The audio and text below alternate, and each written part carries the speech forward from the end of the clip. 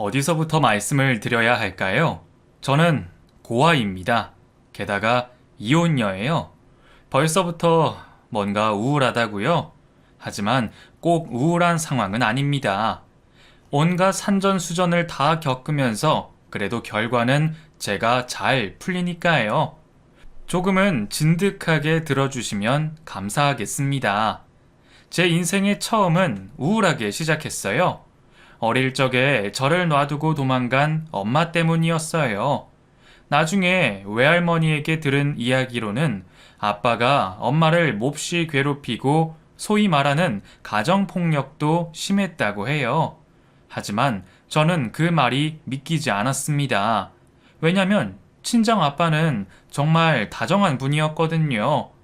정말 세상에 단 하나밖에 없는 딸이라며 저에게 모든 걸 해주셨어요. 아빠는 당시에 작은 시골 면사무소 공무원이었어요. 지금이야 공무원 체계가 명확하고 선망의 직종이라곤 하지만 솔직히 그 당시에는 면사무소 공무원 봉급이란 게 뻔하잖아요. 그래서 늘 가난했던 기억이 있어요. 그래도 아빠는 언제나 저를 챙겨주셨어요. 외할머니의 말씀과는 너무나도 판이했죠. 그래서 아주 어릴 적에 아빠에게 물었어요. 아빠, 엄마는 왜 도망갔어? 진짜로 아빠가 때려서 도망갔어? 누가 그래? 외할머니가. 으이그, 거참. 애 앞에서 쓸데없는 소리를 하고. 그게 아니라 엄마는 돈 벌러 갔어. 곧 오실 거야. 그때만 해도 아빠의 말을 믿었죠. 하지만 제가 중학교 들어갈 때쯤 외할머니의 말씀이 사실인 걸 알았어요. 그동안 아빠는 술을 드시지 않더니 제가 크니까 조금씩 술을 드시기 시작했고 취한 상태에서 동사무소 동료와 말다툼을 벌이시곤 주먹 다짐을 했는데 이게 문제가 돼서 깜빵에 가셨어요. 물론 공무원도 잘리셨고요. 그때부터 더욱더 술을 드시더니 나중엔 완전 폐인이 되셨죠. 그런 아빠가 보기 싫어서 저는 대화도 안 했습니다.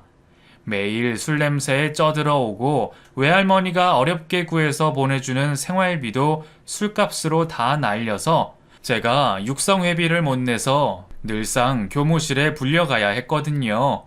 사춘기 여중생에겐 이런 게 얼마나 수치스럽고 얼마나 아빠가 미웠겠어요.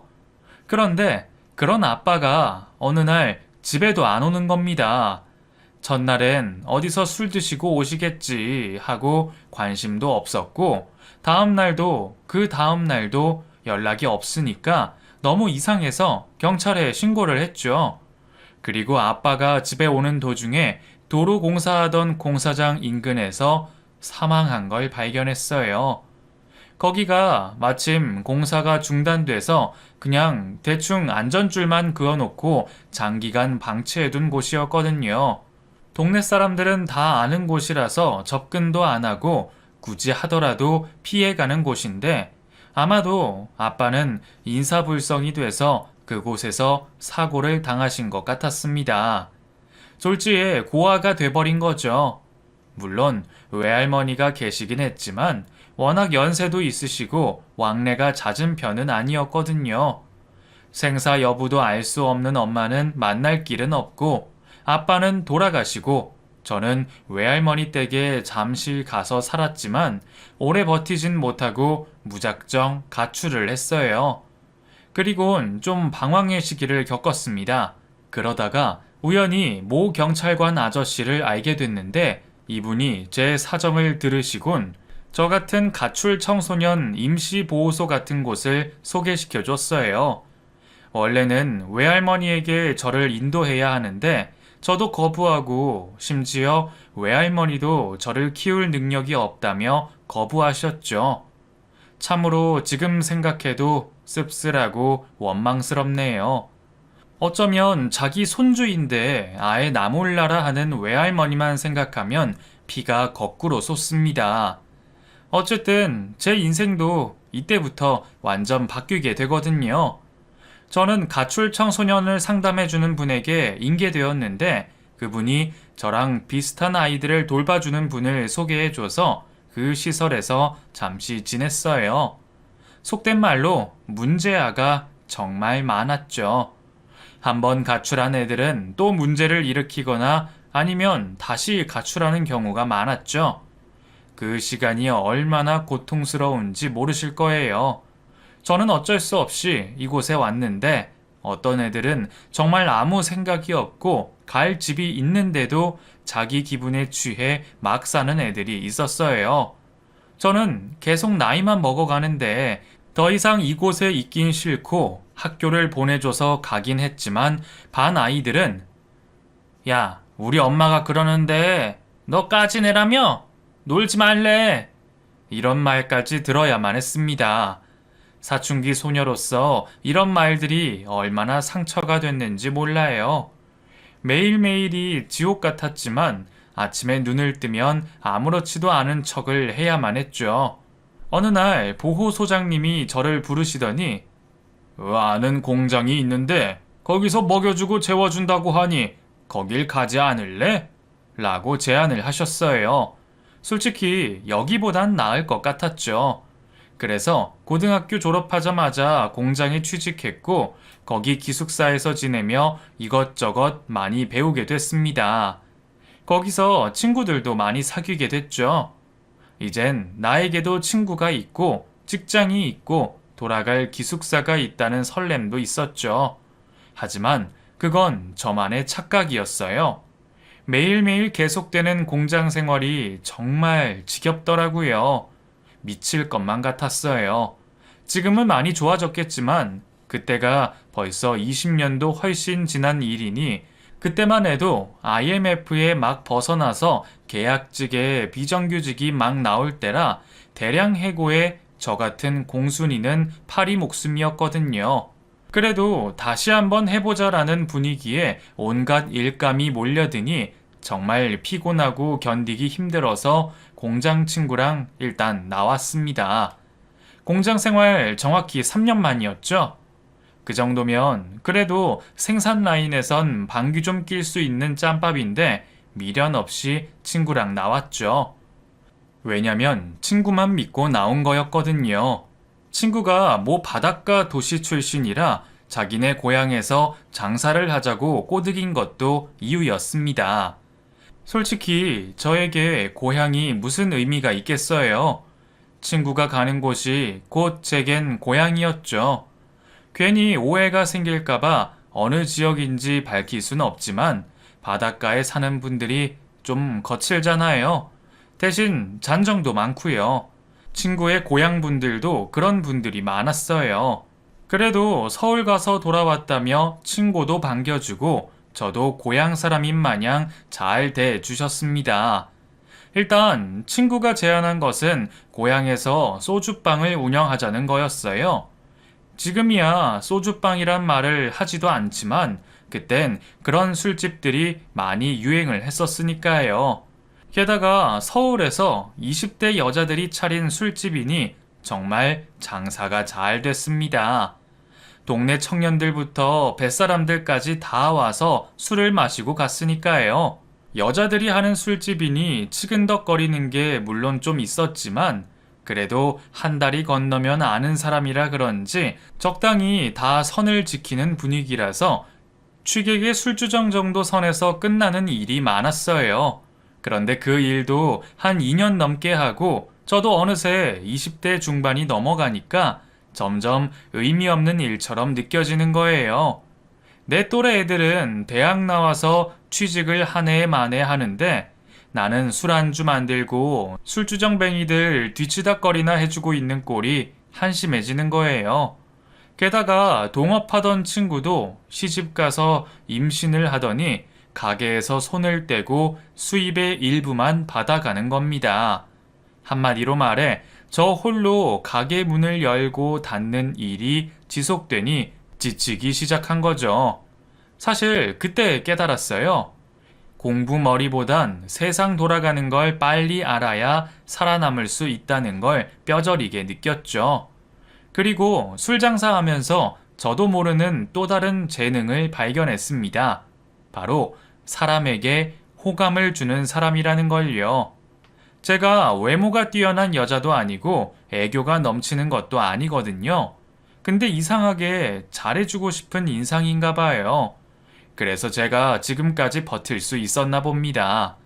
처음에 저에게 호의를 베풀어준 경찰 아저씨도, 그리고 저를 공장에 취직할 수 있게 도와준 시설 소장님도, 그리고 내 친구도, 마지막으로 손님들도 이상하게 저를 괴롭히거나 저를 막대하지 않고 굉장히 편하게 대해주셨어요.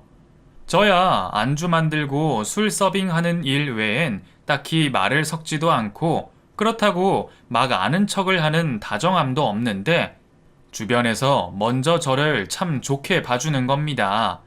보통 이런 사람을 인복이 많다라고 해주시는데, 저는 인복이라기보단 굳이 이야기하자면 첫인상이 편하다고 하시더라고요. 어쨌든 제가 어떤 장점이 있는 줄 알았고, 게다가 장사는 슬슬 지쳐가고 거기에 약간의 돈은 모은 터라 이참에 새로운 사업을 해볼 생각으로 가게를 잠시 쉬고 여행을 다녀오기로 했죠. 근데 여자 혼자 여행 다니는 게 좀 무섭기도 해서 장사하며 알게 된 대학생 여동생과 그 선배들과 함께 제주도 여행을 떠났어요. 사실 이미 안면이 다 있는 사이였죠. 그 동생들은 술안주 잘 만드는 또래 누나가 온다며 좋아했고, 저는 대학생 동아리 애들은 어떻게 노나 궁금해서 따라갔고요. 근데 거기서 제 운명을 잠시 스쳐간 남자를 만나게 됩니다. 그 동생들 대학 선배였는데 저보단 3살 많은 오빠였죠. 취직이 돼서 첫 출근하기 전에 후배들과 마지막 여행을 간다고 왔었는데 제가 첫눈에 반해버리고 만 거예요. 뭐 자세한 말씀은 드리진 않을게요. 사실 제 운명에서 잠시 스쳐간 사람이니까요. 하지만 이 남자친구를 소개 안 하면 설명이 안 돼서 소개를 하는데요. 먼저 제가 처음으로 마음을 준 남자라 언급을 하는 이유가 있어요. 두 번째는 제게 상처만 준 남자였거든요. 그 이유는 저를 속된 말로 이용만 하고 버렸기 때문이에요. 사실 처음엔 남자친구와의 만남은 좋았어요. 당연히 좋으니까 만났죠. 명문대까진 아니었지만 그 지역에선 나름 이름 있는 대학 출신에 그래도 꽤 탄탄한 회사에 취직도 해서 이런 남자친구랑 내가 어울릴 수 있을까 걱정이 될 정도로 멋진 남자친구였으니까요. 여행 이후에 우린 너무 가까워졌고 남자친구는 자신이 직장을 다니니 저보고 가게는 이제 접으라는 거예요. 동네 보는 눈도 있는데 이제 가게 접어. 나도 그럴 생각이야. 근데 당장 뭘 해야 할지 모르겠네. 모아둔 돈 많은가 봐. 돈도 안 벌면서 어떻게 매일 나한테 맛있는 거 사줘? 장사를 몇 년 했는데 오빠보단 조금 돈이 있지. 솔직히 오빠는 사회초년생이고 나는 이미 사회생활이 몇 년 차인데. 내가 얼른 승진해서 먹여 살려줄게. 그때만 해도 너무 든든했어요. 남자친구가 늘 곁에서 힘이 되어줬어요. 자연히 남자친구 집에도 오가고 회사에도 오갔습니다. 자연히 남친 회사 사람들도 저를 알게 됐죠. 특히 회사 사장님이 참 저를 좋게 봐주셨어요. 그 당시엔 50대의 젊은 아저씨였고 굉장히 젠틀한 분이셨죠. 제가 회사에 오면 참 대단해. 아이 부지런하고 화이팅! 하면서 다정하게 말도 걸어주시던 분이었어요. 그래서 더 편하게 남친 회사를 오가기도 했고요. 아무래도 그리 큰 동네도 아니고 몇 다리 건너면 다 아는 동네인지라 금방 알고 지냈어요. 근데 그런 사이에 남자친구의 아버지가 폐 질환으로 병원에 입원하시게 됐습니다. 너무 절망적이더군요. 남자친구의 고통이 곧 저의 고통이었으니까요. 비록 친아빠는 아니지만 그래도 남자친구의 아버지인데 저는 어떻게든 남자친구 아버지의 병간호를 같이 하며 어떻게든 낫게 해드리고 싶었어요. 사실 남자친구의 어머니도 돌아가시고 안 계신지라 정말 측은지심이 깊어졌거든요. 하지만 남자친구 아버지의 병은 점점 깊어지니 쓸 약도 많고 갑작스레 의식을 잃어 병원에 잠시 입원했다가 퇴원하는 일이 반복됐어요. 돈이 많이 필요했습니다. 보험으로 커버될 상황이 아니었어요. 솔직히 사회초년생인 남자친구가 무슨 돈이 있겠어요. 약값이랑 병원비는 남자친구 친척들이 도와줬지만 턱없이 부족한 상태였죠. 어차피 가족이 될 상황이니 저는 큰 결심을 했어요. 제가 모은 돈을 전부 다 남자친구에게 줬습니다. 병원비 걱정하지 말고 써. 그게 저의 큰 실수였어요. 정말 바보 같은 짓이었죠. 남자친구는 정말 고마워했죠. 그때만 해도 저는 홀가분했습니다. 새로운 가게 하려고 모은 돈이었지만 오히려 가족에게 쓰는 게 더 보람차다는 생각이었고 돈은 또 모으면 된다고 생각했거든요.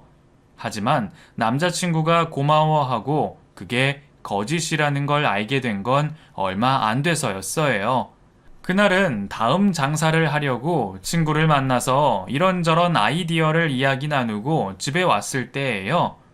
서울에 다시 올라가서 색다른 아이디어를 얻어와야 하나, 아니면 그냥 남자친구랑 빨리 식을 올려야 하나, 별의별 생각을 하고 있는데 남자친구 아버지에게 전화가 온 거예요. 늘 고맙다.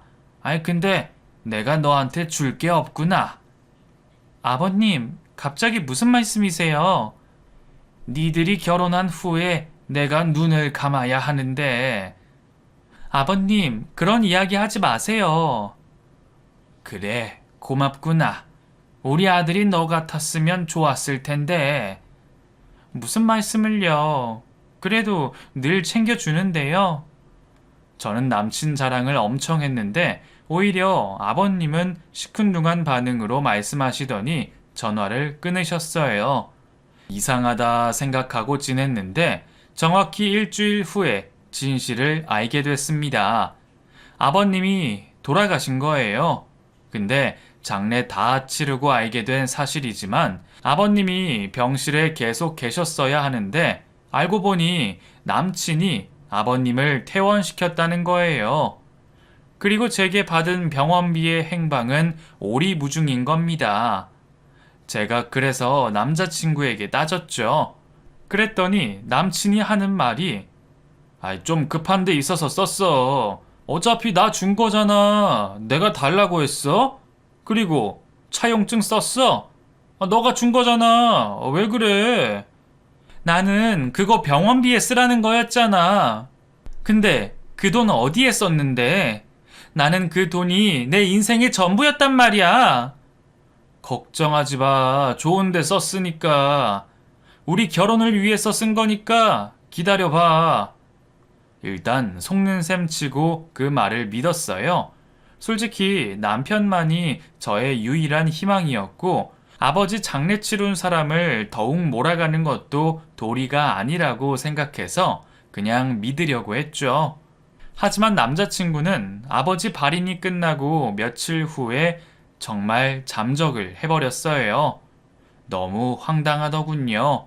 월세로 살던 집은 이미 짐을 다 빼놓았고 회사는 퇴사를 한 상태였습니다. 그래서 회사 사장님에게 물어봤는데 나도 알 길이 없어. 그냥 퇴사하겠다고 사표 내는데 사표 수리할 수밖에. 그 말에 너무 힘이 들더군요. 무언가 세상에 다시 버림받은 기분이 들었어요. 게다가 내 돈도 이미 다 뜯긴 후였고요. 하지만 회사 동료에게 단서를 하나 들었는데요. 서울에 있는 다른 회사로 이직을 준비하는 것 같다는 이야기였습니다. 그래서 남자친구 잡으려고 서울로 여기저기 쏘다니고 심지어 살해금을 걸고 수배까지 해봤지만 남자친구의 행방은 알 수가 없었습니다. 그렇게 제 30대가 시작됐죠. 모아둔 돈은 다 날렸고 나이는 어느새 30대가 넘어섰고 정말 절망적이더군요. 도대체 남자친구는 왜 잠적을 했는지 알 길이 없으니 미칠 노릇이었습니다. 그때 저에게 손을 내밀어 준 게 친구였어요. 이게 다 고향으로 저를 데려온 자기 잘못이라며 진심으로 저를 위로해 주는데 오히려 제가 더 미안해지더라고요. 다행히 친구 남편도 물심양면으로 도와주고 어차피 지방 소도시이다 보니 빈집도 있고 해서 아름아름 소문으로 다시 집을 잡긴 했습니다. 제가 일일이 다 말씀을 못 드렸지만 제가 살 집까지 빼주며 남친에게 병원비 하라고 다 줬거든요. 정말 바보 같았던 거죠. 지금 생각해도 정말 피눈물이 납니다. 어쨌든 저는 거의 빈털털이었지만 그래도 주변 도움 덕분에 원룸 하나 정도는 구했지만 도저히 다시 일어날 수가 없는 거예요. 주변에서 도와주는 것도 한계가 있으니까요. 할 수 없었죠. 그래서 은행 대출을 좀 받아서 가게를 차렸어요. 할 줄 아는 게 술 장사밖에 없으니 예전처럼 포장마차 컨셉으로 다시 가게를 내긴 했는데 이게 제 인생을 다시 바꿔버린 겁니다.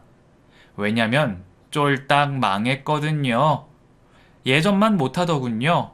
그 사이에 많은 가게가 생겼고 특히 동네가 예전과 달라진 거예요. 이 작은 도시에도 외지인들이 많이 오기 시작했고 사람들도 예전하고 달라진 거죠. 못 보던 사람도 많고 가게 컨셉이나 기호도 인기도 다 바뀐 겁니다. 그때 만약에 다른 걸 했더라면 좋았을 텐데 저는 아무 생각 없이 일을 벌렸다가 정말 1년 만에 다 말아먹고 다시 길바닥에 나앉게 생긴 상황이었어요. 그 1년이 정말 지옥 같았습니다. 그 중간중간에 도망간 남친 잡으려고 시도도 해보고 장사도 하며 버텼지만 정말 쉽지가 않았어요. 솔직히 안 좋은 생각까지 했으니까요. 나이는 먹어가지 되는 일은 없지 막막하더군요. 그런데 이때 저를 좋게 봤던 남친 회사 사장님이 하루는 저를 찾아오셔서는 요즘 가게는 잘 돼? 오셨어요? 보시다시피 이래요. 어이 젊은 사람이 보기 딱하구만. 어쩔 수 없죠 뭐. 그러지 말고 우리 집에서 일하는 건 어때? 사장님이 제안하신 일은 가사 도우미였습니다. 그것도 사장님 본인 집에서 먹고 자는 가사 도우미였어요. 솔직히 제가 나이 먹은 아줌마도 아니고 30대 중반을 바라보는 처녀 입장에서 남의 집 식모살이 한다는 게 좀 꺼려지잖아요. 그런데 사장님은 우리 집에서 일하면 자네 말고도 여자들 있으니 걱정하지 말고 자네가 그 일찍 죽은 내 딸이랑 비슷해서 정이 가서 그래. 이러면서 제게 호의를 베푸시는 거였어요. 남친 때문에 회사에서 자주 뵙고 또 동네에서 오다 가다 만나면 늘 친절하게 해주신 분이라 일단 거부감은 덜했죠. 그리고 동네에 좋은 일도 많이 하시고 워낙 평판이 좋은 분인지라 갈등을 하고 있는 찰나에 친구에게 고민 상담을 했더니 친구가 하는 말이 뭐 어때? 지금 너 코가 석잔데. 그리고 좋은 분이라서 뭐 문제될 게 있겠어? 잠깐 비바람 피했다가 돈 좀 모으면 이 동네 떠나면 되지. 지금 당장 대출금도 갚아야 할 거 아니야. 돈이 웬수죠. 친구 말을 들으니 제가 선택한 길은 뻔했습니다. 그래서 사장님의 제안을 받아들여서 가사 도우미로 일을 하게 됐습니다. 근데 사장님에 대해 설명을 좀 드려야 할 것 같아요. 당시 나이가 갓 60을 넘기셨지만 어깨가 웬만한 젊은이들 못지않게 쩍 벌어진 분이셨어요. 옛날 말로 기골이 장대하다? 이 말이 딱 어울리는 분이었죠. 나중에 70이 넘으셨는데도 정말 체형 하나는 젊은이 못지않게 좋고 체력도 좋으셨어요. 다만 딱 하나 문제는 무슨 사고로 인해서 장기적으로 투석을 받으셔야 한다는 거였어요. 이것만 잘 받으면 아무 문제가 없던 분이셨죠. 어릴 적부터 체력은 항상 1등을 하셨다고 하니 선천적으로 강골 체력을 이어받으신 분이셨고 투석 빼면 건강에 하나도 이상이 없는 분이셨습니다. 게다가 성격은 얼마나 호탕하신지 무슨 일이 생기면 그거 걱정 마라. 내가 알아서 하마. 이런 말을 늘 하셨어요. 그래서 그런지 사장님 주변엔 사람들이 많았어요. 한마디로 카리스마 넘치시는 분이셨죠. 뭐 아니면 도. 이런 스타일의 남자분들이 많이 따르더라고요. 그래서 그런지 사장님은 여러 단체에서 활동도 많이 하셨죠. 각종 동호회에 무슨 협회에 연맹에 이루 말할 수 없는 곳에서 활동도 열심히 하셨습니다. 게다가 남을 돕는 일을 많이 하셨고요. 우리가 흔히 아는 선행상을 받고 이런 게 아니라 누가 어렵다고 하면 인맥 통해서 소개시켜주고 내 일처럼 나서주는 일을 많이 하셨다고 하더라고요. 누구네 집에서 사람이 필요하다고 그러면 다른 집 누가 있으니까 같이 일해보라고 가운데서 사람과 사람도 이어주고 좋은 일 있으면 같이 좀 하고 어려운 일 있으면 같이 나누면서 힘내라고 기운도 북돋아 주셨나 봐요. 한마디로 마당발이셨죠. 그 연세에도 동네 이곳저곳을 돌아다니시면서 가려운 곳을 박박 긁어주니까 심지어 동네 높으신 양반들도 사장님에게 인사를 하러 올 정도였어요. 그만큼 동네에선 나름 알아주는 분이셨죠. 게다가 하나 있던 자식하고 아내마저 하늘나라로 보내고 나서 혼자 사시는 터라 사람을 늘 그리워하셨어요.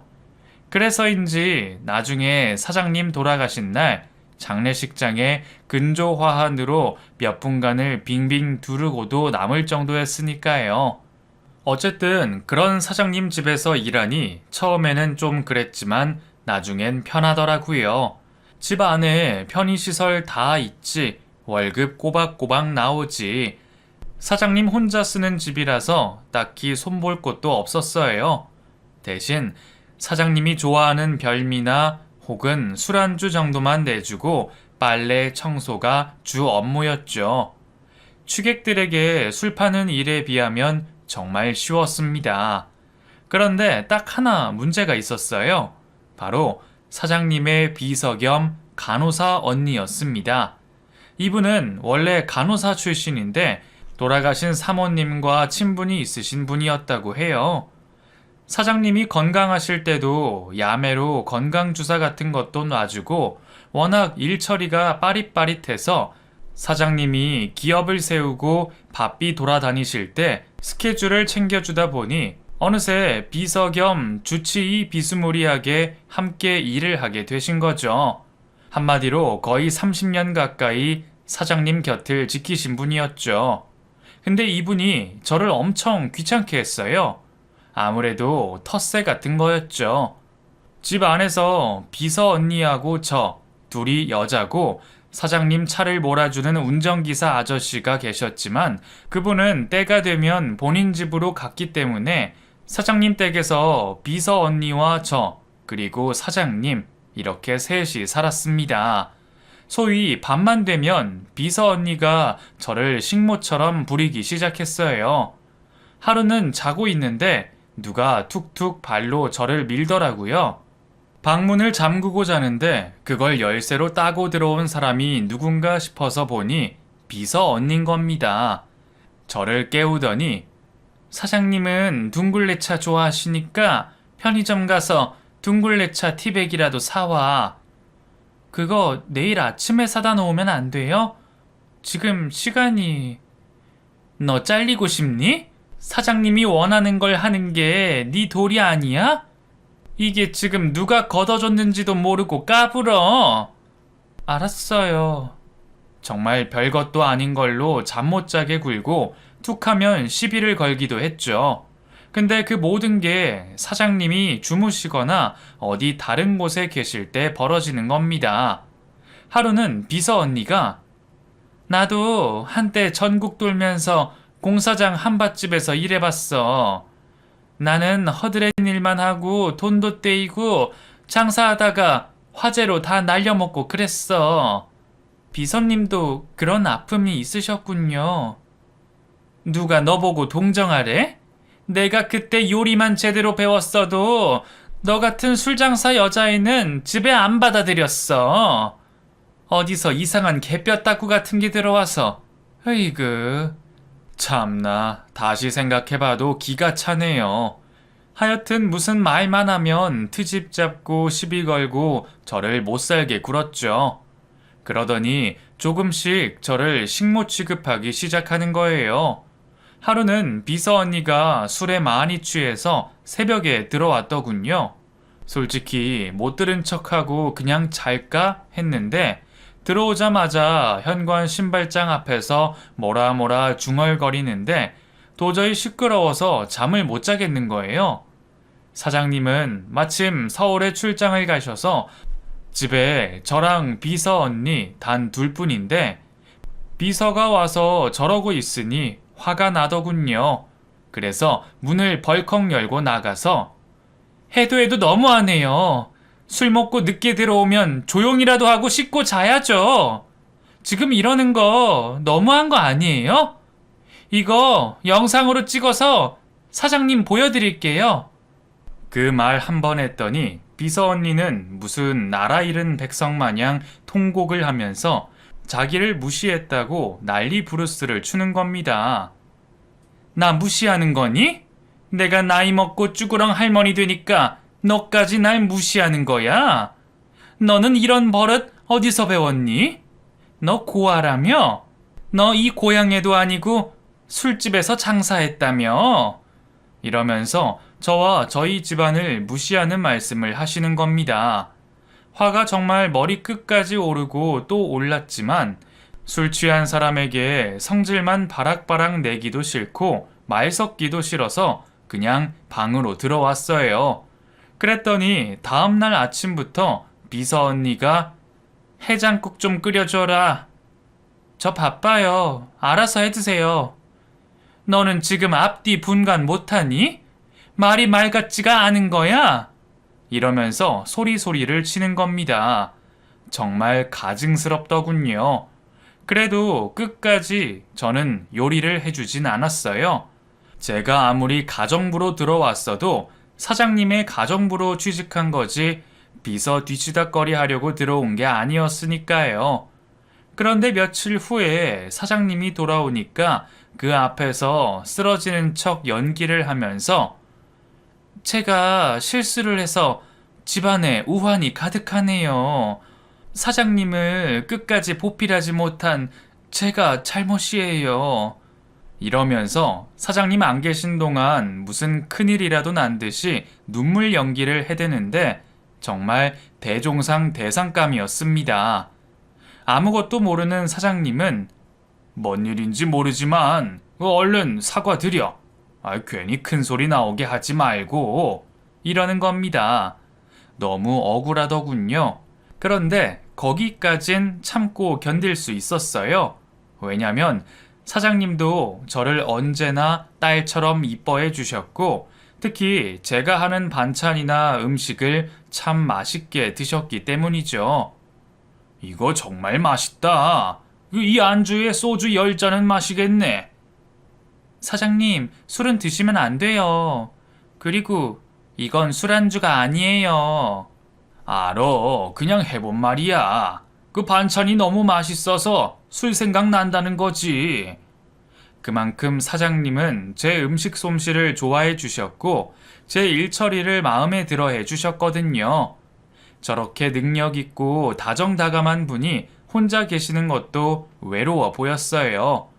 그래서 하루는 비서 언니에게 사장님, 가족은 안 계세요? 알아서 뭐하게? 그냥 궁금해서요. 없어.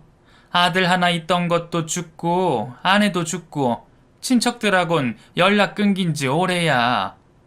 나중에 안 거지만 사장님의 고향은 이북인데 이북 출신 부모님이 피난 온 후에 사장님을 낳은 거라 고향 친척도 없고 친구들도 많이 돌아가셔서 많이 외로움을 타셨다는 거예요. 그런데 그렇게 한 2년쯤 지나다가 이제 슬슬 대출금도 거의 다 갚아갈 때쯤 사고가 터졌어요. 바로 집 안에 사장님의 돌아가신 사모님이 아끼던 반지가 사라진 거예요.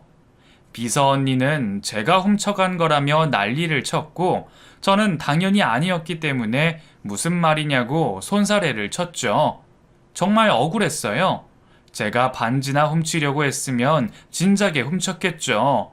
하지만 저는 그렇게 무력을 낸 적도 없고 빨리 대출금 갚으면 동네를 뜨고 싶은 마음뿐이었거든요. 그런데 이 사실을 안 사장님이 아무 말씀이 없으시더군요.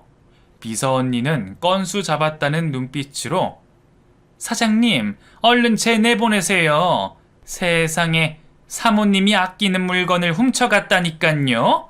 제가 봤어요. 이러면서 저를 중상모략하는 거예요.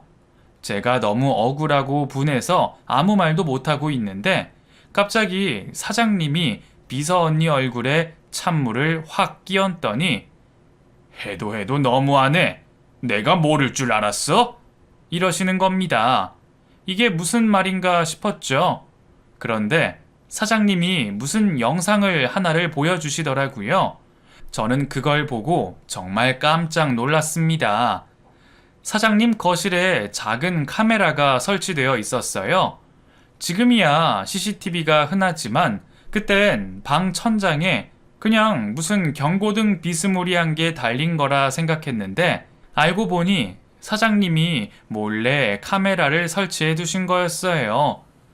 사장님도 비서 언니가 뭔가 이상하다고 눈치채셨는지 몰래 그걸로 비서 언니의 일거수일투족 그리고 저의 행동 모두를 보고 있었던 거였습니다.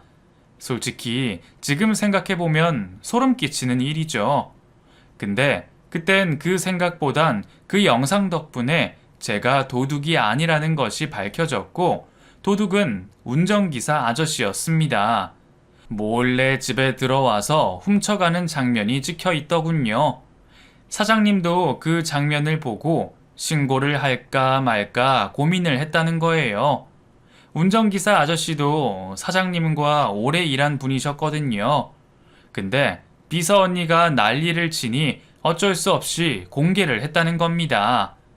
운전기사 아저씨는 자기가 돈에 눈이 멀어서 죽을 죄를 지었다며 알아서 나가겠다며 싹싹 비는 겁니다. 그런데 사장님이 충격적인 이야기를 하시더군요. 공범도 함께 나가야지. 안 그래? 이건 또 뭔 소린가 싶어서 보니 세상에나 공범이 바로 비서 언니였습니다.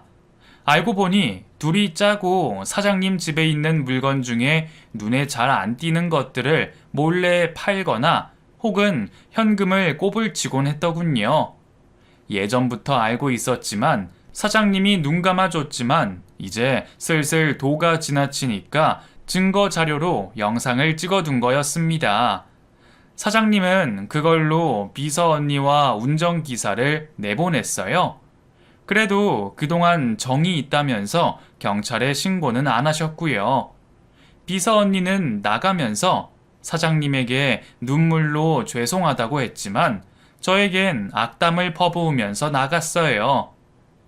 너가 오고 나서 집안이 아주 시끄러웠어. 솔직히 저는 아무것도 한 짓도 없는데 끝까지 저주를 퍼붓는 비서 언니의 행동거지가 참 못났다 싶었죠. 그렇게 사장님 집엔 저 혼자 남았습니다. 그리고 자연스럽게 제가 비서 일에 식사도 챙기다 보니 점점 안사람 노릇도 하게 되더군요. 그렇다고 이상한 관계는 아니었어요. 절대로 일적으로만 선은 확실히 지켰거든요. 하지만 사람이란 게 참 이상하죠? 사장님 곁에서 밥 챙겨드리고 때론 아플 때 간호해드리고 정기적으로 병원 모시고 가고 이런저런 보살핌도 받고 챙겨드리다 보니 이성적인 마음이 생기기 시작한 겁니다. 그래서 이 마음을 친구에게 상담을 했더니 친구도 솔직히 너 동네에 소문났어. 사장님 부인이라고. 무슨 소리야? 우리 그런 관계 아니야. 비서가 이상한 소문 퍼뜨렸나 보구만. 그래서 경찰서에 쳐 넣었어야 하는데. 어차피 소문난 거 같이 살면 어때? 이왕 이렇게 된 거 그냥 부인처럼 같이 살아. 그 말에 솔직히 뭔가 이상한 안도감이 들더군요. 어차피 저도 미혼이고 사장님은 아내도 없고 이렇게 된 거 같이 사는 것도 나쁘진 않겠다 싶어서 그때부터 서로 말은 안 했지만 점점 연인처럼 가까워지고 저도 마음의 벽을 허문 채 무려 10년 가까이 지냈습니다. 참 좋은 시절이었어요. 비록 혼인신고만 안 했지 사장님과 저는 부부처럼 알콩달콩 지냈죠. 한 남자의 여자로 사는 것만으로 저는 행복했습니다. 왜냐면 가족이란 걸 처음 느껴봤고 여자라는 걸 처음 맛봤으니까요. 사장님은 저에게 물심양면으로 모든 걸 다 해주셨고요. 저는 그것만으로도 만족하며 지냈죠.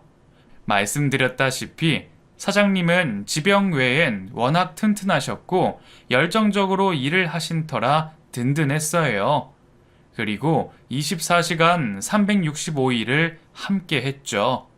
다만 2달에 한두 번 정도 서울이나 다른 지역 출장을 가실 때만 혼자 가셨어요. 어차피 저를 쉬게 해주고 싶다며 다녀오시면 꼭 선물도 챙겨주셨고요. 그 외엔 정말 사장님과 한시도 떨어진 적이 없습니다. 자연히 동네에서도 제가 사장님 아내라고 소문이 났고 나중엔 자연히 그렇게 믿게 됐고요. 그런데 그날은 사장님이 다른 지방에 출장을 가셔서 저 혼자 집에 있을 때입니다. 근데 저녁에 핸드폰으로 전화가 왔는데 경찰이고 남편이 교통사고로 사망하셨으니 빨리 병원으로 와서 확인을 하라는 거예요. 무슨 장난 전화 같더군요. 그래서 회사 직원 중에 한 명의 도움을 받아서 부랴부랴 병원으로 달려갔습니다. 근데 병원이 아주 난장판이 되어 있더군요. 경찰이 왔다 갔다 하는데 한눈에 봐도 성깔 있어 보이는 여자랑 비서 언니가 그 근처에 있는 겁니다. 비서 언니가 여기 왜 있는 거지? 하면서 남편 시신을 확인했더니 맞더라고요. 제가 휘청거리면서 잠시 의자에 앉으니까 갑자기 비서 언니 옆에 있던 성깔 있어 보이는 여자가 제 머리끄댕이를 잡아 끌면서 니년이 우리 남편 잡아먹었지? 내 남편 살려내라! 니네 언제부터 그런 사이야? 언제부터 니네가 그렇고 그런 사이였냔 말이야! 하며 소리를 질러대시는데 너무 어이가 없더라고요. 도대체 처음 보는 이 여자가 갑자기 사장님을 두고 남편이라고 한다니 너무 어이가 없었어요. 나한테 왜 이러냐는 식으로 제가 떼어놓으니까 갑자기 비서 언니가 너 내가 경고했지? 너가 오고 나서 집안 꼴이 말이 아니었다니까. 이게 뭐예요? 저 여자는 누군데요? 누구긴 누구야. 사모님이지. 너무 충격적이더군요. 제가 사장님 모시고 10년을 같이 살았는데 단 한 번도 본 적도 없고 이야기 들어본 적도 없는 여자가 갑자기 사장님의 아내라며 나타났으니 안 놀라고 배기겠어요? 그런데 그 여자가 하는 말이 너가 진짜 마누라인 줄 알았냐? 웃기지 마. 내가 남편이랑 떨어져 살았을 뿐이지 한 달에 한 번씩 만나서 이야기도 나누고 아이 키우고 잘 살았었어. 이러는 겁니다. 세상에나 아내가 있었다는 것도 놀라운데 아이까지 있다는 말에 너무 놀랐습니다. 근데 비서 언니는 다 알고 있었다는 듯이 사장님이 이혼 안 하셨거든. 그래서 너랑 혼인신고 안 하신 거야. 네가 나한테만 잘 보였어도 내가 이런 거 다 알려주고 그랬을 텐데. 네가 깝죽거리는 바람에 아주 꼴 좋다. 너무 배신감이 느껴지고 수치스럽더군요. 저의 청춘 10년이 다 사라지는 느낌이었습니다. 어쨌든 사장님의 아내라고 말하는 여자는 첩주제, 장례식에 올 생각 하지 마! 이러면서 선을 확 그어버리는 겁니다. 졸지에 저는 10년을 함께한 남자의 장례식에도 못 갈 상황이 된 거죠. 근데 비서 언니랑 그 여자랑 뭐라 하더니 화장을 하겠다는 거예요. 장례 절차 없이 그냥 진행하겠다고 하는 거죠. 가족이니까 화장을 하든 말든 모든 권한이 그 여자한테 있었습니다. 하지만 이건 아니잖아요. 그래도 마지막 가는 길인데 장례식은 열어드리는 게 도리니까요. 제가 울며 불며 애원했죠. 하라는 대로 다 할 테니까 장례식은 열어주세요. 안 그럼 회사 사람들이 뭐라고 하겠어요. 그리고 부의금 들어오면 그것도 따로 챙기시면 되죠. 다 좋은 일이니까 마지막 가시는 길은 제대로 치러주세요. 제가 눈물로 호소하자 그 여자도 그건 마음에 걸렸는지 부랴부랴 장례식장을 알아보고 절차를 밟는 겁니다. 아무래도 부의금이 쏠쏠하게 들어올 것을 노렸겠죠.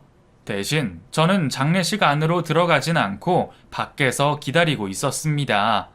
요샌 밤 10시 이후로 웬만하면 조문객이 오질 않는데 그땐 새벽에도 오시고 밤새워서 고스톱 치는 분까지 계셔서 상주들은 거의 잠을 못 자고 있었죠.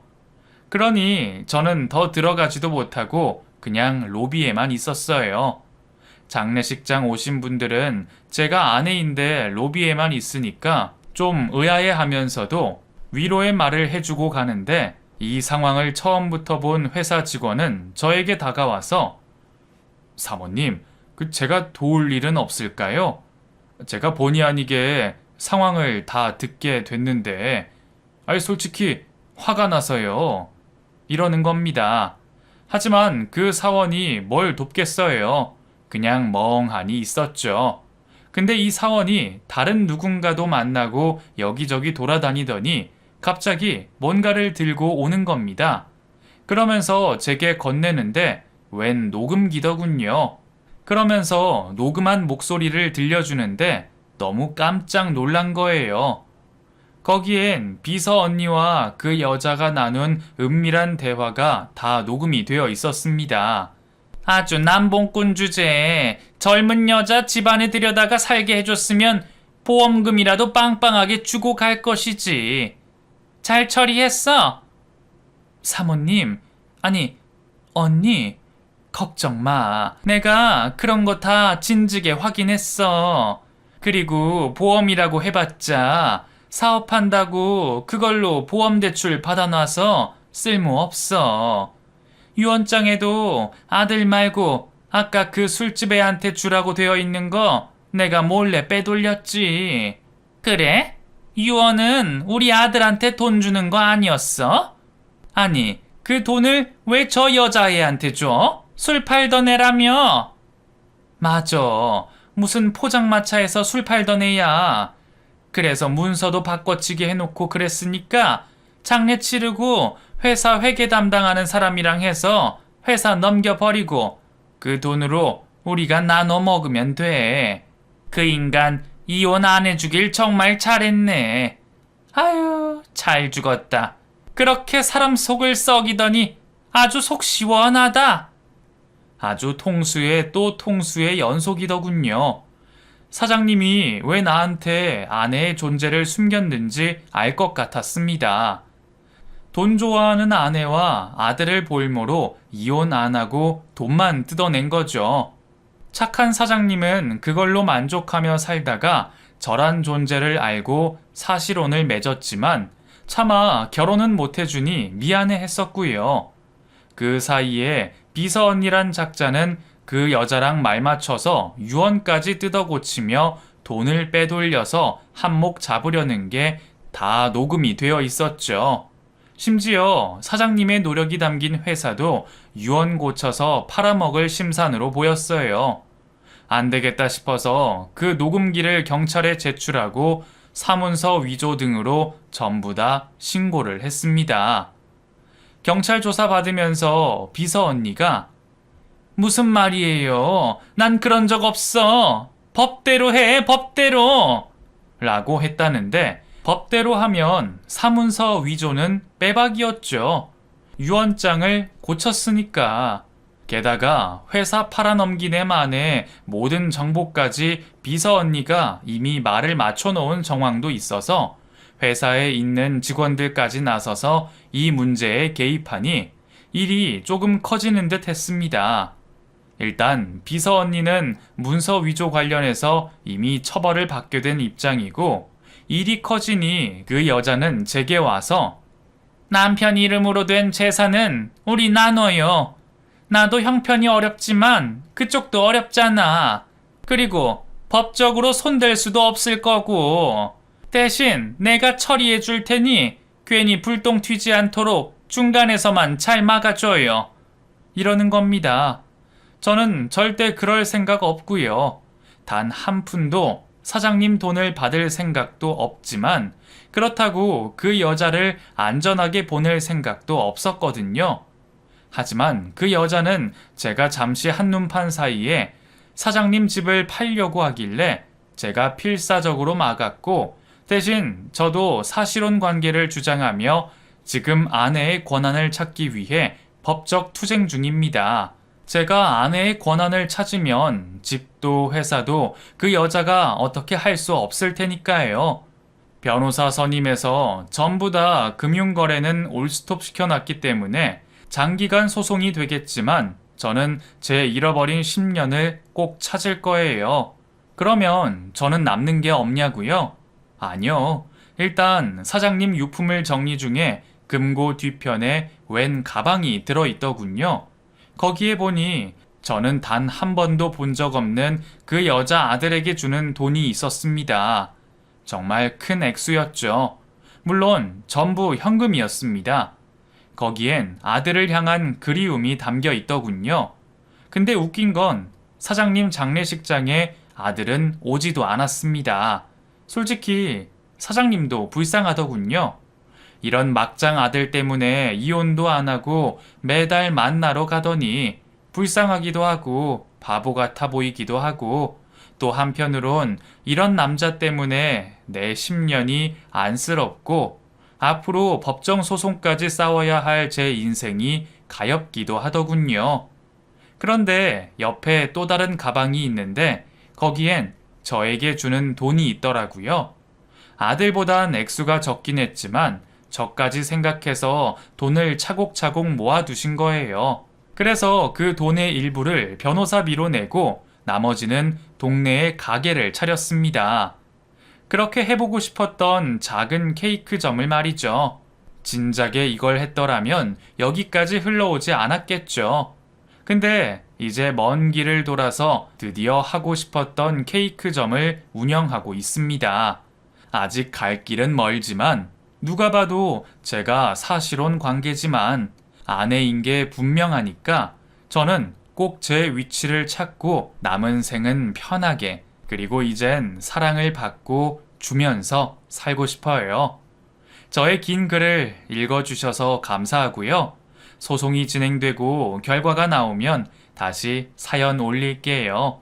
많이 응원해주세요.